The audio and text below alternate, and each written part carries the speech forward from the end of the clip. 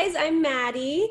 That is a hilarious thought of us like meeting Jill with Fufu over my shoulder. Like, On the shoulder.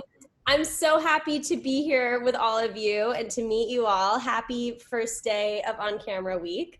So I thought, I mean, should I jump in, Jill, before Yeah, I think so. I mean, they're coming, but I think they'll join I us can vamp as a little bit? they're probably, yeah, vamp a little. They're probably around. I mean, I'm sure they're finishing Well, their I can ask, rehearsals. I can ask, can I ask you guys some questions? I know everyone's muted, but I can vamp a little bit that way. Maybe we can And we can unmute. unmute.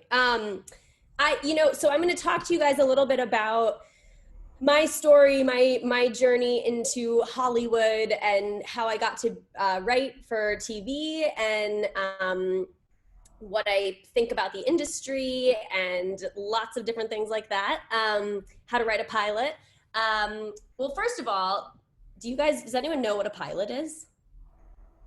Yes. Julian is raising his hand, I think. Yeah, Julian. Yeah, so I know that a pilot is like the first, like, it's kind of like a rough draft, maybe. I don't know, but if it goes well, like if enough people watch it or something, they can make like a whole season and continue it. Yes. Yes, totally. Yeah. So it's really interesting. We can talk about this a little bit deeper in once we get into some of the details, but as you said, some shows, you'll write a pilot and the studio and network will kind of look at it and decide if they want to make it just off of the script. And then maybe they'll make the script and then they'll say, okay, we've shot it now, but we're still not sure. And they'll kind of think about it some more. And then some shows, that'll just be the end of that. And some shows, they'll then go on to series. So yeah, like you said, it's kind of like a way of seeing a little piece of what the show would be before you order the whole series, which is obviously very expensive. But sometimes a network will read a script and just say, this is perfect, I get it. And they hear the pitch for the whole show and they just say it's straight to series. And then you don't have to shoot just the pilot. So it kind of depends. And it's all changing so fast now with streaming and network and all these different new platforms. But anyway, yes. And the pilot, for purposes of today, is really the first episode of what would be your TV show. So we'll talk today about how to write a pilot. So even if you're not going to write the rest of the show, for someone like me, I have to write lots of pilots because people always want to see your writing sample and they want to see your voice and the kind of stuff that you write. So even if you're not planning to pitch it or you don't think anyone's actually going to buy it, that's okay. Oftentimes people just write a pilot just to have a sample. So we're going to talk about that today.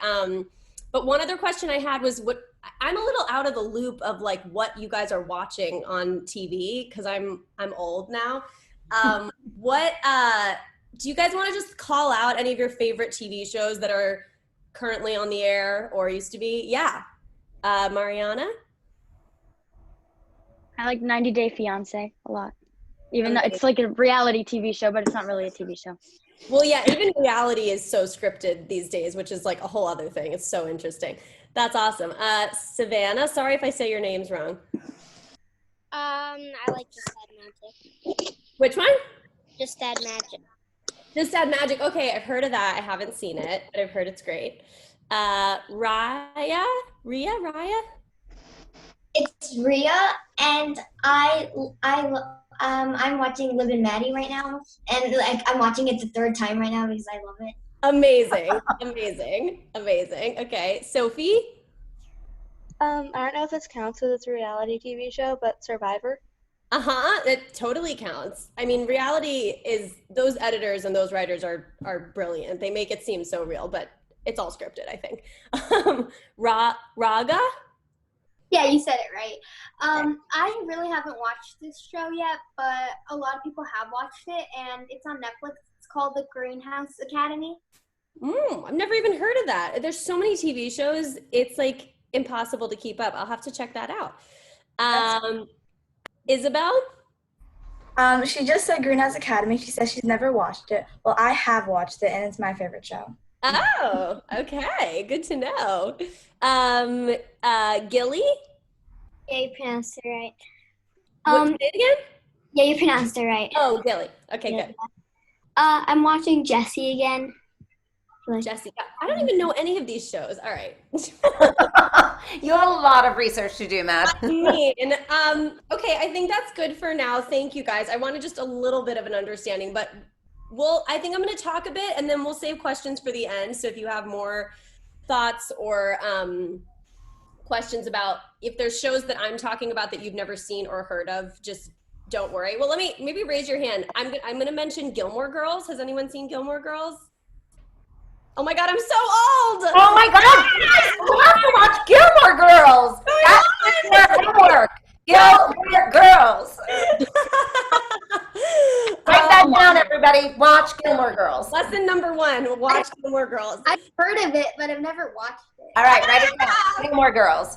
It's not on the air, obviously. It's old, but it's so good. The other show I'm going to mention is Jane the Virgin because I worked on that show. Did anyone watch that? I've also heard of it. I don't know it. Okay. Yeah. You have to watch Jane the Virgin, guys. It's really, really good. All right. Well, it doesn't matter. I might reference I might reference some of these shows, but if you've never seen it, it doesn't matter. It's just as an example. Should I dive in, Jill? Yeah, go ahead. You do you. Everyone's here. Okay, great. So everyone, if you want, you can mute yourselves now, or Hannah can mute, and then maybe we'll talk at the end a little bit.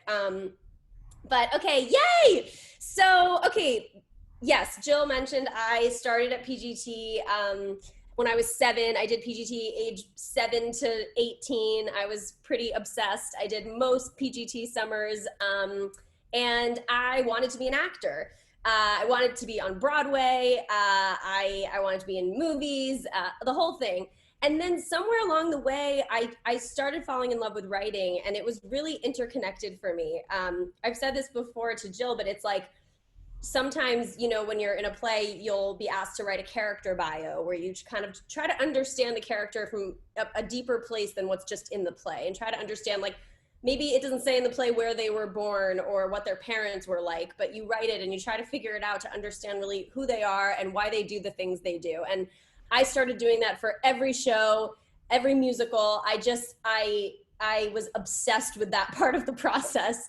And I think it's because it's also interconnected. It's all storytelling, right? So when you're in a show, you're trying to figure out, what does my character want and who are they? And why do they do the things they do? And when you're a writer, it's the same thing. It's just you're doing that for all the characters.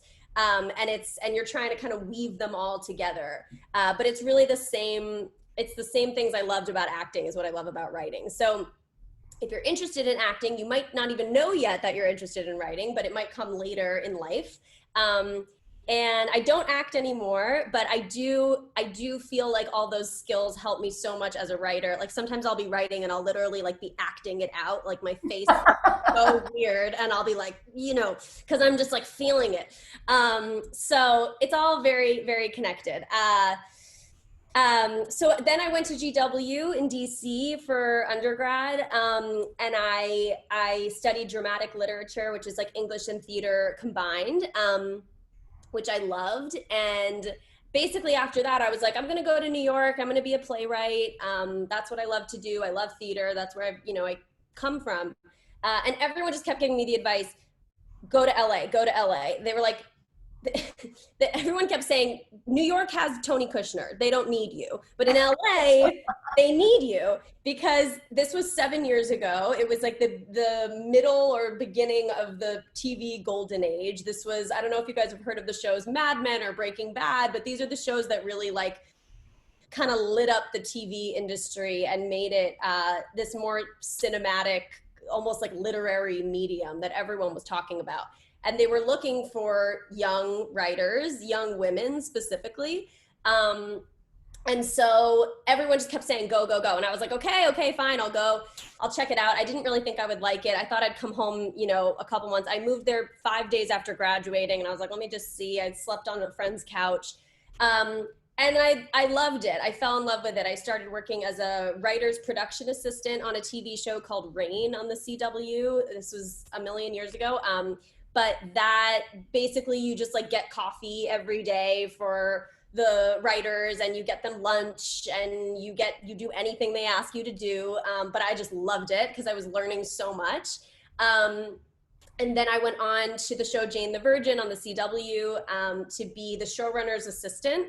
The showrunner is the person in charge of everything. They're in charge of the writing, the editing, production. They're going to set. They're literally, it's an insane job. It's one person is in charge of hundreds of people, millions of dollars. It's very, very stressful. And as their assistant, you are working just as hard, if not harder than them, because you're supposed to keep track of everything. So that was crazy. I did that for 2 years and wrote my first episode of TV in that process. And then eventually got staffed on that show, which means I became a writer in the writer's room for the last 2 seasons.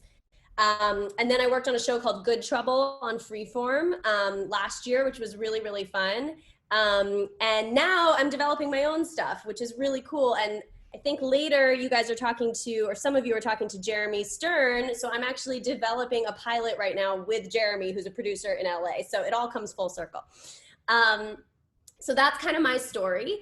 And I thought I'd talk a little bit now at the beginning of this, just about, how do you become a TV writer, right? It's such a weird thing that no one talks about in school, or you don't really learn about it.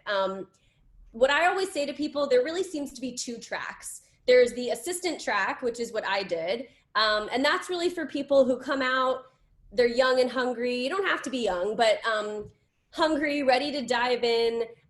If you know you're a very hard worker and super organized and on it, probably a good path for you. I knew I was 22. I didn't know anything, but I knew that I was going to be a better assistant than I was a writer at that point. I knew other people who were better writers than they would be assistants. And that's sort of another path, which is there are some people who graduate college and they just write a brilliant script, whether it's a play, a pilot, a screenplay, and they just say hello world, I've arrived, and someone reads it and they get an amazing agent, or they win some contest, and then that's their start in the industry. I mean, I literally think I know maybe one person who did it that way. That's the hard way, but it's possible. Most of my friends went the assistant track. So whether you're an assistant at an agency or a management company, or a showrunner, or a production company, you start to really meet people. And everyone always says, but it's true, this industry is all about networking. It's all about who you know. So those first couple years are really important because it's when you're really building your community and your network. And so that's really what I did. I just hopped around a couple assistant jobs until I landed on Jane the Virgin, and then, was able to work my way up there. So it's fun and exciting and a lot of hard work, and I'm happy to talk about that more after if you guys have more questions. So what can you do right now? So, I just think it's important to say, at this point in your writing careers, if any of you are interested in writing for TV or writing at all, any form of reading or writing at your age, where you're at right now, is so invaluable. It's really hard when you get into the working world and you have a job to continue reading and writing and figuring out what your voice is, because you're so stressed out all the time. And I know school is also very, very stressful, but I just have to say, I wish I read more books in high school. I wish I watched more of those brilliant movies that everyone says are the best movies or the best TV shows. Or I wish I wrote more short stories, or poems. Any form of writing or reading is going to inform your voice, and you're going to figure out the more you do it, who you are, what you like to write about, what kinds of characters you're drawn to, and they are the same characters you're going to be drawn to in 10 years. I'm guarantee in some way. I still write things now, and I'll pull up something I wrote when I was 15, and it's got a similar vibe. So just write if you're interested in writing. It can be just random scenes that don't make any sense. That's cool. It can be, monologues. But just the importance of reading and writing, really, I can't say that enough. And as you grow in your career, it just becomes more important. Oh, and if you are interested in TV, read TV pilots, watch TV pilots. That's the best way to learn. So I'm going to talk to you today about pilot writing. It's already 8:32. Okay, I'm going to go back. But the best thing you can really do is look online. They're all over the place. If you're interested in reading a TV script, you can read it, you can break it down. You can also watch your favorite pilots and kind of like use your computer or a notepad and break down what they're doing in each scene. That's really how you can teach yourself what's happening on TV shows. Okay, so I'm gonna skip that because we don't have time. Okay, so how to write a pilot. So I think it's really important if you're thinking about something you wanna write about, it's great to, come at it from like a crazy imaginative place. If you wanna write about something totally wacky, that's awesome. If you wanna write about something totally simple, that's great too. Anything you're doing though, just remember to try to bring something personal to it, to what you're doing. You could be writing about 2 aliens on Mars, but maybe the father-daughter story of the 2 aliens is actually based on your relationship with your dad, Or maybe the town that they live in is actually kind of reminiscent of the town that you're from. I say that because having a real personal connection to your material, it's only going to strengthen the writing. And specificity is universal. This is a really weird thing because you think when you're writing, you're like, I want to please everyone. I want everyone to like my show and everyone to like my writing. So sometimes people try to write in kind of like vague general terms because they want everyone to get it. But the weird thing is that doesn't actually work because then no one can relate to it because it's not specific to anything. So just be specific to what you're interested in and who you are. That's what's going to make people relate to your work. So once you have your idea of what you want to write about, whether it's about aliens or about your mom or about whatever, I usually try to give myself a moment to just dream, I like to take a long walk around the neighborhood and I take a little notepad with me and I just write ideas and the things that come to me. And sometimes I'll write monologues or character descriptions or scenes and I don't know where they go, but I'm just trying to learn how my characters like talk to each other. And trying to understand how they all relate. And obviously, if you're writing about something in another time period, this is when you would start doing some research, or if it's in a location you've never been to before, maybe you're reading about that. And then even if it's not, even if it takes place today, I always do a little research moment where I try to see like, what are the other TV shows that are in this zone? Whether it's tonally or the genre or like literally the location, because it's important for you to know, especially when you're out in the working world, like what's in the marketplace. Are there 7 other shows that are doing exactly what I'm trying to do? Because maybe that's not the best thing now. And I also just like doing that for like inspiration. I'll just make like a board on Pinterest or PowerPoint or something with just images of like movies or books or other shows that really relate to what I'm talking about. So once you've done that, I'm just gonna zoom right through this and then we'll have some questions at the end. Once you've done that, this whole process of everything you just did, where you're dreaming and you're thinking about your characters and you're figuring out who your main character is, this should all lead you to figure out the big defining question of your story, which is what does your main character want? Right? And this might sound familiar for those of you who've ever been in a play or taken an acting class. We talk about this a lot. So it's like you've just made this little creative collage to help you crystallize your character's desire, right? You've created all these little clues, who they are, where they come from, what their childhood was like, and all these little pieces, they help you crack the code of what this character wants. And this is called their objective, right? So every good story has a character with a clear objective, just like in life. We want things, we go after them. I was gonna use a Jane the Virgin. Well, all right, I'll give a Jane example even though some of you haven't seen it. But like in Jane is a driven type A person who wants to stick to her timeline and not become her mother because her mom was a teenage mom. So she wants to follow the rules and do everything right. That's how we meet her in the pilot. Her obstacle, though, because with every good objective comes an obstacle, An obstacle is something that gets in the way of what the character wants, right? And that's just what makes stories interesting. Conflict. That's what makes stories interesting. It's what makes life interesting.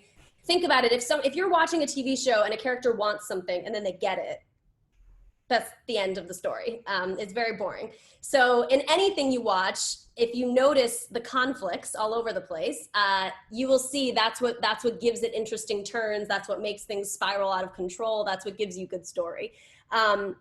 So like with Jane, we just established she wants to follow the rules and do everything right and not become her mom. But in the pilot, she gets accidentally artificially inseminated and suddenly her whole perfectly planned life is thrown off track. She gets pregnant. So your character's objectives and obstacles do not have to be as crazy as Jane. But think about other TV shows you love, like we just talked about. Think about some of the objectives and obstacles that you see in the TV shows that you love. It can be as big or as small as you want, as long as the stakes are high for that character. Okay, real quick, I just want to talk about this word arc. So if you ever read a book about TV writing or screenwriting, you're going to hear this word arc a lot. So I just want to talk about it really quick. Picture an arc. Like a rainbow, right? It has a shape. It starts low, then it gets high, reaches a climax, and then it ends low again in a new and different place than where it started before, right? It goes like this. So when you're writing a pilot, you're creating arcs with everything. The pilot itself is an arc. Each scene has an arc. Each character has their own arc. And then later, each season of your show has an arc, and the series itself has an arc. So what's really important about a pilot that makes it different than a movie or a play is that you're setting up arcs for your whole season in a pilot. You're launching a whole series. So that's really what differentiates it. Okay, so now you've done all this dreaming, right? And you've figured out what your character wants and what their obstacle is.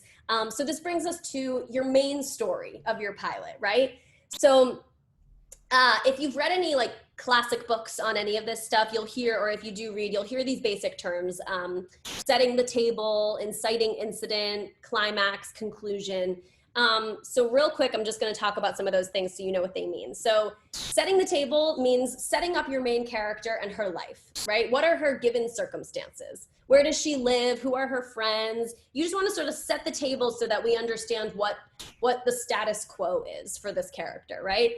But then an inciting incident happens. This is the moment when the status quo changes for your character. Oftentimes, it's the introduction of the obstacle. Again, if you watch any of your favorite TV shows, you'll see this happens in every episode. Something happens at the beginning that changes everything, right? So then your character works through her obstacle, stumbles along the way, and eventually it leads to some sort of climax in the story, the emotional high point of the story. And then you end on some sort of conclusion. So this is the basic structure for movies and for pilots. And you'll notice it, all over the place now that you're thinking about it. And one thing to just remember is when you're thinking about the basic structure for your story, remember that plot comes from character. You can have the greatest ideas for twists and turns in your story and all this cool stuff, but if it doesn't come from your character, from a real organic place, from this character that you've just spent all this time setting up, if it doesn't connect back to what your character wants, it's going to feel false and unearned, and we're not going to buy it. So that's something I feel like I didn't understand until like very recently, but it's an important thing to keep in mind. So we talked about endings a little bit, that the end of your pilot, whether it ends on a big cliffhanger and you don't know what's going to happen, or it ends on like a super sweet note, all that is great, but you just want to remember you're launching a series. And again, this is something I'm still learning. I just wrote something last week and my manager was like, yeah, it's great, but it's like a movie, like it just ends. What is season 1 going to be? What's the end of season 1? And like, you kind of need to know what the end of season 1 is when you're writing the pilot, which sounds crazy, but that's how you're going to set up those stories and plant those seeds for the future.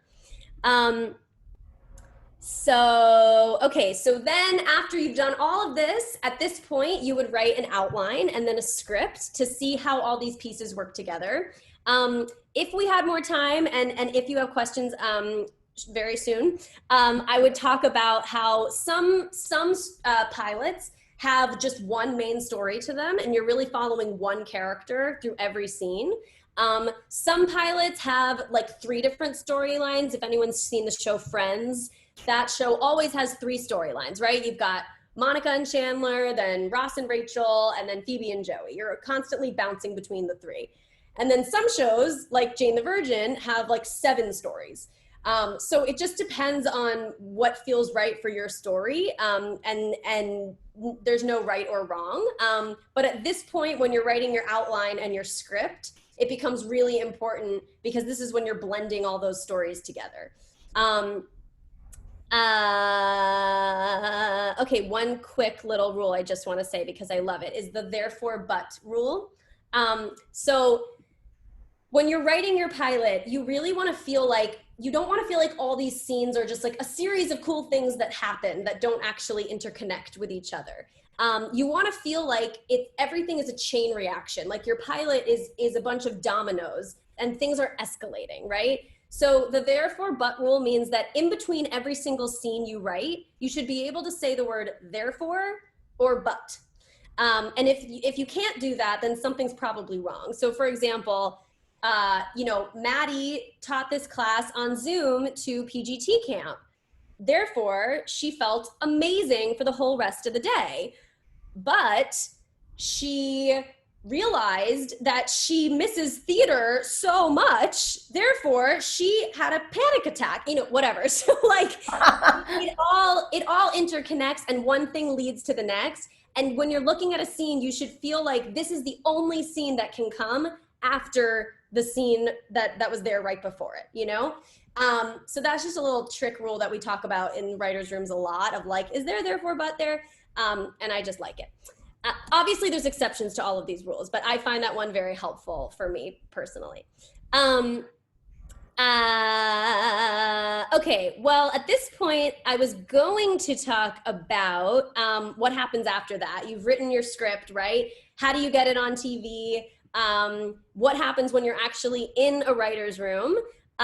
Maybe I'll just talk about that for 1 second and then open it up to questions because I want to know what you guys are curious about or if you have any questions. But I think it's good because they're going to be spending some time in a writer's room, like okay. their writer's room. So yeah. Perfect. So basically, let's say you write a pilot, right? And let's say a network picks it up. Oh my gosh, it's going to series. So you've just created all of these arcs that we talked about, right? But now the arcs are multiplying because now you have to figure out the arc of the season, the arc of the series, each character's arc within each season, blah, blah, blah. So you hire a staff of writers to help you pitch on all this stuff. And it's like the creator of the show is making this tapestry and they're giving the writers different swatches to figure out. And in terms of how a writer's room works, it's really different on every show. But the main thing about it is that it's super collaborative. It really needs to feel like a safe space. People are pitching super personal stories about their life and trying to figure out how that works into the show. And the other big thing about a writer's room is that you are there to service the showrunner. So that's what makes it different than like being home writing a movie. You're really there to help the creator figure out her story.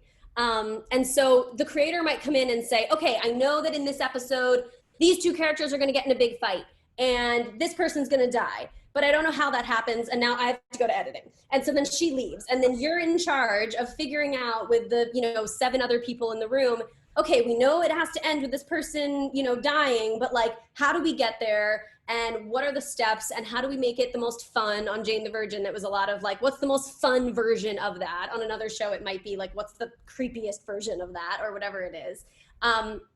It's a very, very collaborative medium.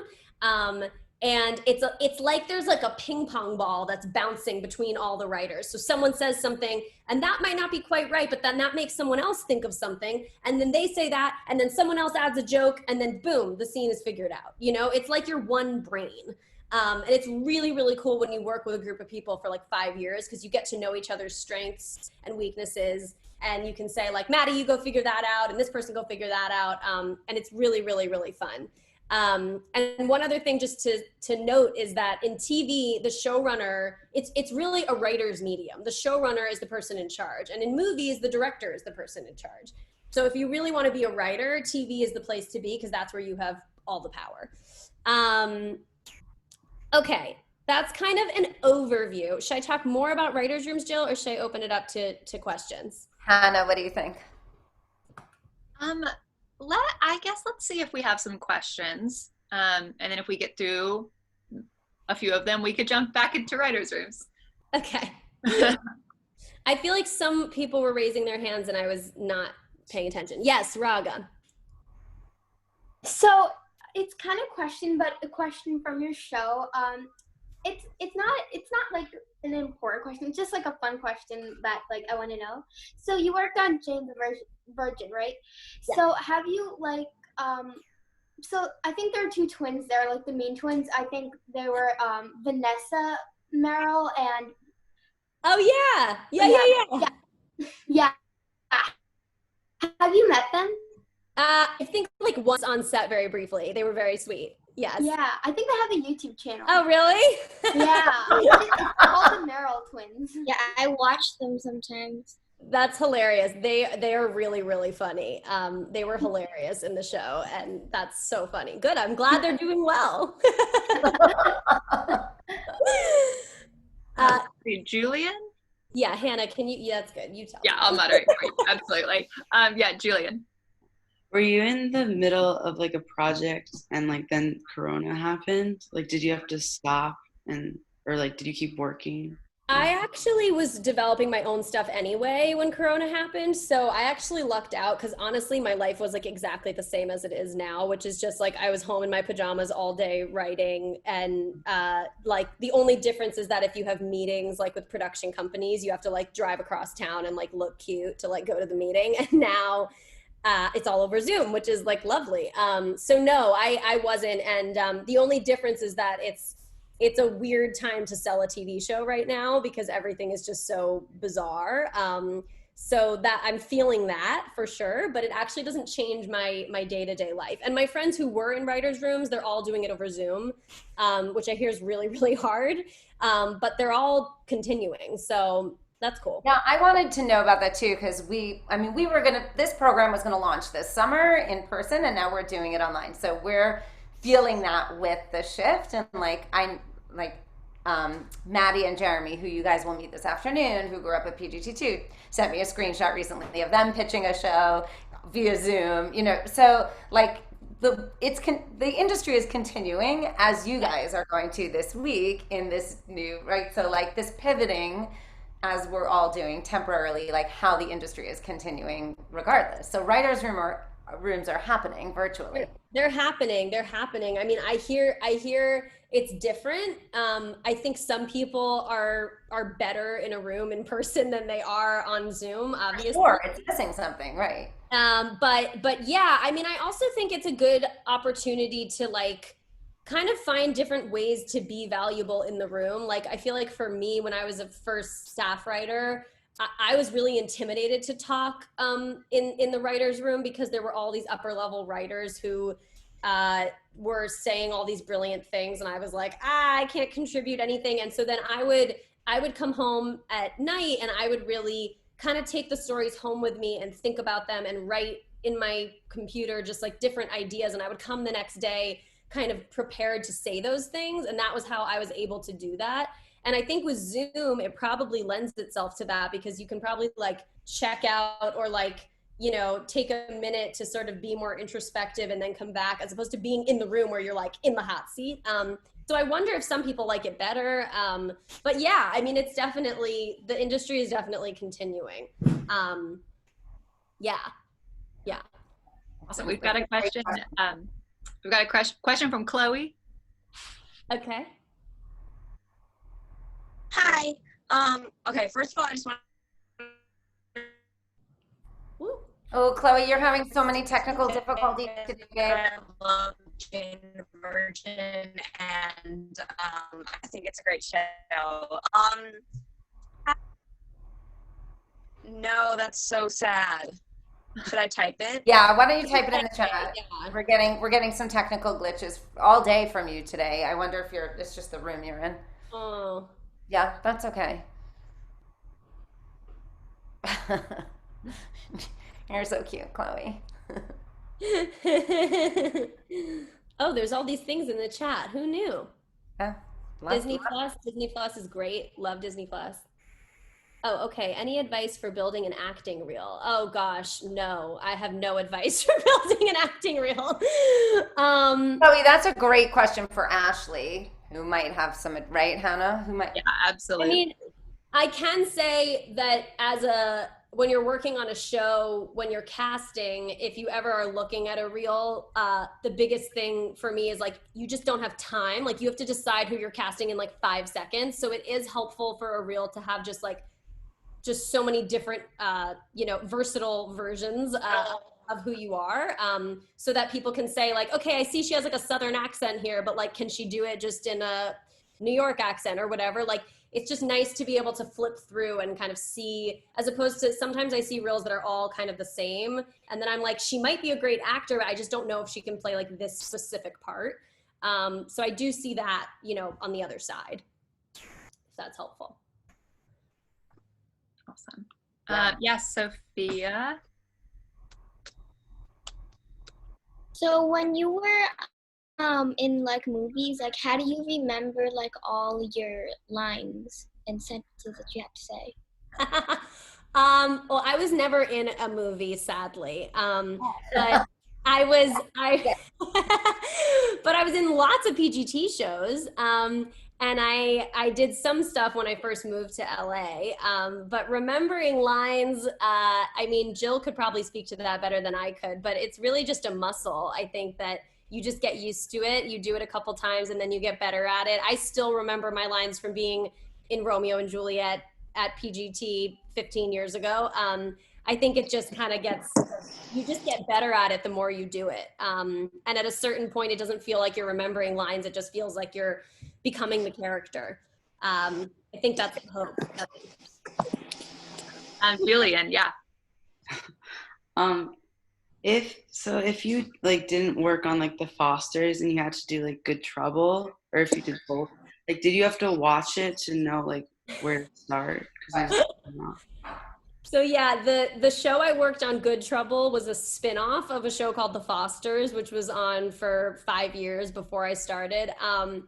I watched like the key episodes. I didn't watch all of it, which was probably stupid, but I got onto Good Trouble and it was like I was also coming in halfway through Good Trouble, so I had to watch all of what I had missed on Good Trouble and just learn who these people were and learn about this show. And so I felt like I had to pick and choose what to focus on. So I didn't binge watch. I knew pretty much everything that happened. I read a lot of the summaries, and I watched like all of the first episodes of every season and the finale of every season.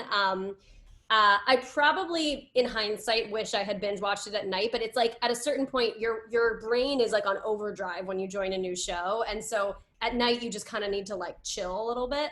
But it's tricky. It's really hard. I have friends who join shows season 7, and like if you're on that show and it's been around for 7 seasons, that you have to watch because you have to know everything.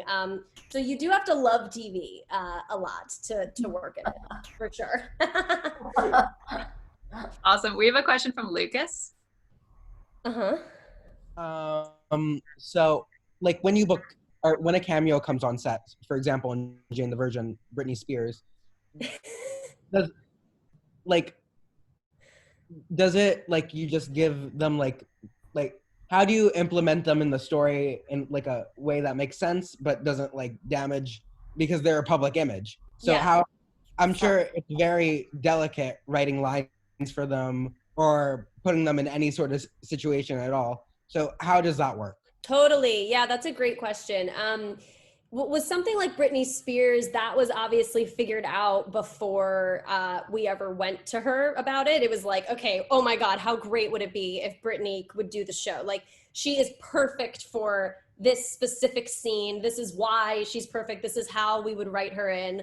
And usually with something like that, we would have backup options. Like if Britney can't do it, can we do it with Avril Lavigne, I don't know. So like with that, it's very figured out beforehand so that by the time we go to someone like that and she says like, yes, I want to do it, it's all pre-planned. Oftentimes what also happens is that I'm not actually sure if this is what happened with Britney, but like we had someone else on the show who was big, and they loved the show because their kids watched Jane the Virgin, and so their agent reached out and said like, he loves the show, he would love to be on it if you had like a part for him. And so then we'll write that person in just because we're like, yeah, of course we want Bruno Mars on the show, and then that's how that happens. So it can kind of go either way, but yes, 100%, you have to be careful to make sure you're giving that person enough, because they're coming to set for a day. So you want to give them enough, but you don't want them to take over the whole story because that's not what they're doing. So it's a tricky fine line, but I think mostly if an actor of that caliber wants to come, they love the show, they think it's fun, they're happy to just be there for, one scene. But it's a lot to balance. Does that answer your question? Yeah, thank you. That's a great question. We've got just a couple minutes, so maybe time for just one more question or closing statements from you, Maddie. Well, I don't know what my closing statements are. I mean, maybe one more. So maybe you can give a little bit of advice. We have two groups here. Our Teen Co, who are, writing a musical in 2.5 weeks and performing it. And then we've got our on-camera kids who are going to be our first ever to be in our virtual writer's room. And they're going to be writing the first few pages of their own pilot collaboratively in teams. And then they're going to be doing a trailer for that. Amazing. So any thoughts about what they can take into those processes, just as obviously doing it for the first time for the most part. Certainly our camera kids, just like things, any words of wisdom that they can take into that process with them. Yeah, I mean, the biggest thing I think is not being nervous about whatever thought pops into your head and like just going with it. I think it's so easy to get self-conscious in a group and be like, this idea is stupid. Like, no one's gonna, but like usually your first idea is probably like right, or it's probably could lead somewhere. And it's sort of like two dual things. On the one hand, you really want to trust yourself and you really want to like pitch your heart out and say the things you're thinking about and really go there and believe in yourself. And on the other hand, it's a collaborative medium. So you want to make sure you're giving everyone a chance to share, and you don't want to be that one writer in the room that's like taking over and constantly, you want to read the room. You don't want to be the only one talking. So it's like, it's both a deep awareness of everyone else and also a real trust in yourself. And I know that's like hard to do, but that really is what it is. My other like biggest just general writing advice, but I think it applies to this too, is the first draft of what you write is probably going to be bad because it's the first draft. So that's okay. That's normal. That's expected. That's what it should be.